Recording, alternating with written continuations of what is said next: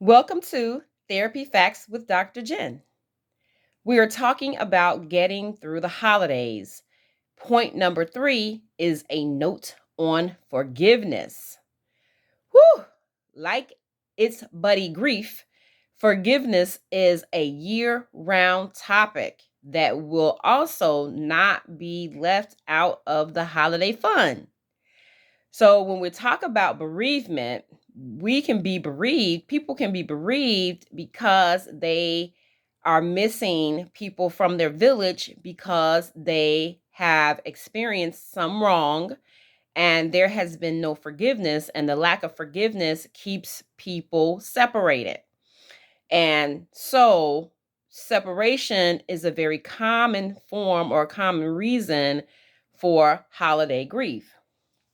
So when we talk about forgiveness, there are a lot of moving parts to forgiveness, and we won't cover them all in this short segment, but we forgive for ourselves. We forgive so that we are not carrying the baggage of hostility, resentment, and other boatloads of negative emotions around, while very often people don't even know that they have offended us.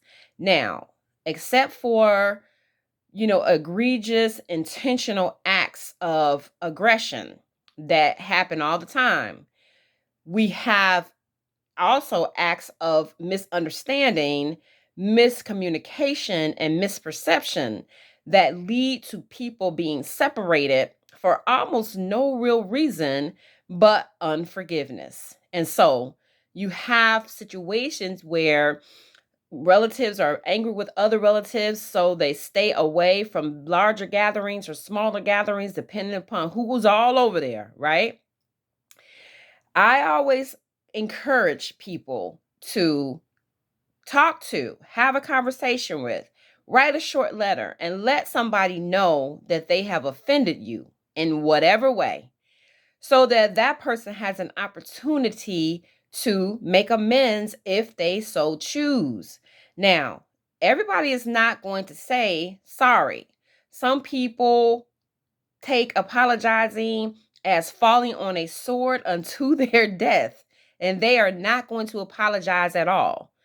You allowing someone to know that they have offended you allows them the opportunity to apologize or to explain, but it doesn't require them to do that. The good thing about doing that, however, is that you bring whatever the alt is, whatever the insult was, you bring that to the light of day and you say, hey, is this something that you meant to do? And you give them the opportunity to say yay or nay.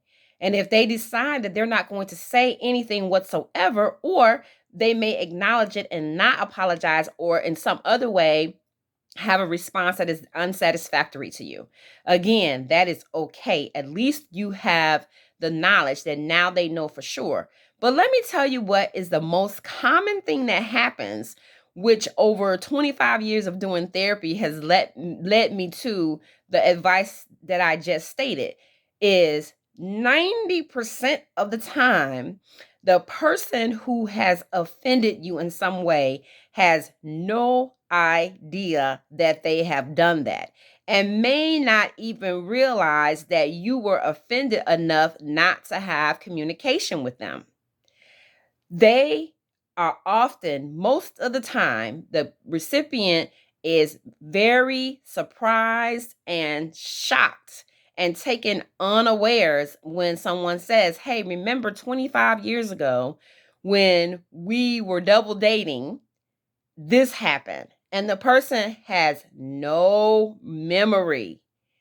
And what they usually say is, oh my goodness, I wish I had known. I wish you had told me this a long time ago so that I could apologize. I hate that you have been carrying this around with you all this time because I did not mean to do it. And I don't even remember doing it, but I apologize. That is the most common response.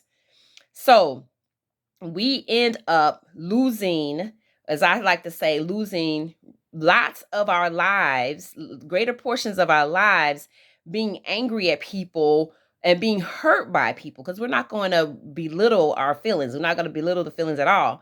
But we end up carrying these hurts on account of people or on behalf of people who don't even remember that they did that thing to us. And if they do remember, they had no idea that it had that negative effect.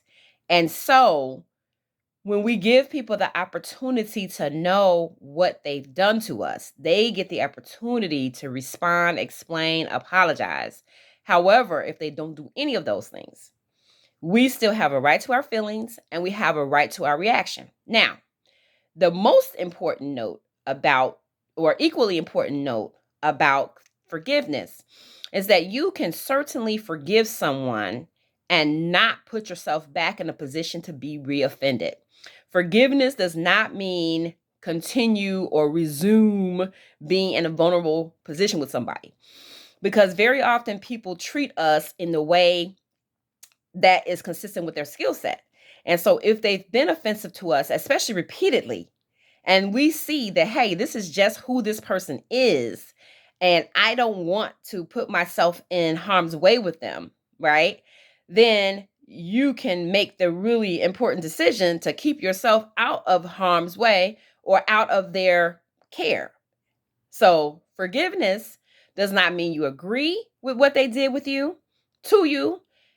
It does not mean that you approve of what they did to you. And it does not mean that you are here to be treated in that way again. So just remember, you're entitled to your feelings. I always suggest that people let folks know that, hey, this happened when it happened, and let them have an opportunity.